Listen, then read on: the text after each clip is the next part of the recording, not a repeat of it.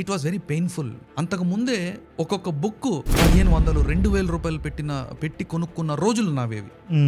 కొంచెం మా ఫాదర్ బాగుండే ఆ రోజుల్లోనే నేను హ్యాండ్స్ ఆఫ్ లైట్ అని, లైట్ ఎమర్జింగ్ అని, Barbara and Brennan books, Sri Aurobindo రాసిన అలాంటి పరిస్థితి నుంచి 350 రూపాయలు అది మళ్ళీ ఇల్లు గడవాలి. అలాంటి పరిస్థితిలో ఒక ఎస్టీడీ బూత్ లో అటెండెంట్ గా పనిచేయడం అంటే అవును, మీ సెల్ఫ్ రెస్పెక్ట్ చాలా ఇబ్బందిలో ఉంటుంది, మీ ఈగో అడ్డొస్తూ ఉంటుంది.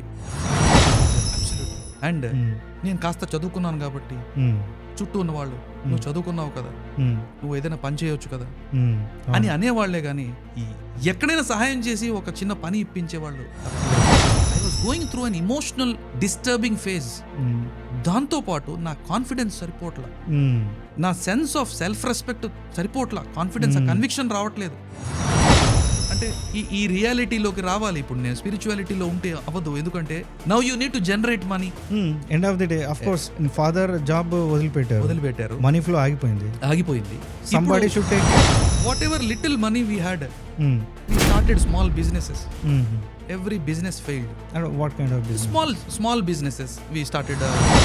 అవన్నీ కొలాప్స్ అయిపోయి ఉన్న డబ్బులు కూడా పోయాయి. Literally we were on roads. Bit difficult.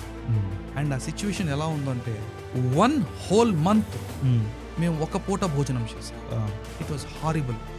అంటే బాగా బ్రతికిన టైం నుంచి ఒక్క పూట భోజనం అండ్ ఒక పూట అంబలేదు. స్పిరిచువాలిటీ ఎక్కడో గ్రౌండ్ అవ్వక నేను రియాలిటీలో ఉండలేకపోతున్నాను. ఆ పరిస్థితిలో finally my father also gave up and ఆయన జాబ్. ఆశ్చర్యం ఏమిటంటే అందులో ఏదైతే ఫోటోగ్రాఫ్ ఉండేదో కార్నర్ లో, ఆ ఫోటోగ్రాఫ్ ఈ రేఖీ మాస్టర్.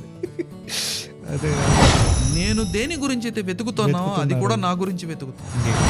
సో ఎవ్రీ డే నేను ప్రాణిక్ హీలింగ్ నేర్చుకున్నప్పుడు, క్రిస్టల్ థెరపీ నేర్చుకున్నప్పుడు, ప్రాణిక్ సైకోథెరపీ నేర్చుకున్నప్పుడు, రేఖీ థెరపీ నేర్చుకున్నప్పుడు, ఇవన్నీ చేసేటప్పుడు కూడా my practices were not less than 4 to 5 hours.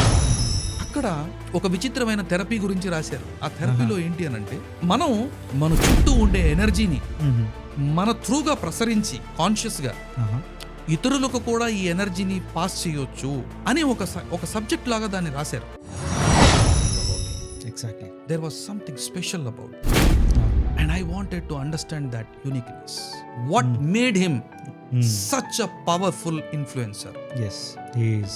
He was not using any strategies. He was not a trained speaker. He was not a trained leader. And how could he become a global leader? What made him so powerful across the world? Yes. That was my curiosity. I wanted to understand.